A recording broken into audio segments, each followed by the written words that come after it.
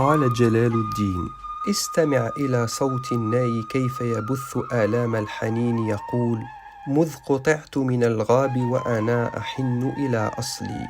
هكذا هو الإنسان تماما، مثله مثل الطبيعة التي هو جزء منها، يحن إلى أصله فيئن ويسمع أنينه ولو كان ذلك في صمت. فمن منا يمكنه أن يتخلى عن أصله؟ مهما تلونا بألوان الحياة وزينتها، نبقى دوما مرتبطين بأصولنا، وبداخلنا شيء ما ينادينا كلما كدنا أن نفقد أنفسنا: أن عد إلى أصلك. وقد صدق المثل الشعبي الدارج في مدينتي وبلدتي حيث أصلي هناك، القائل: ما مفاده من أنكر أصله فقد نقصه عقله. فلا يتخيلن كل من انسلخ من أصله أنه غيره، فغيره لا يراه إلا نسخة مطابقة للأصل مهما تغير. فعد إلى أصلك ولا تكن إلا أنت. محمد فاروق طويلبية.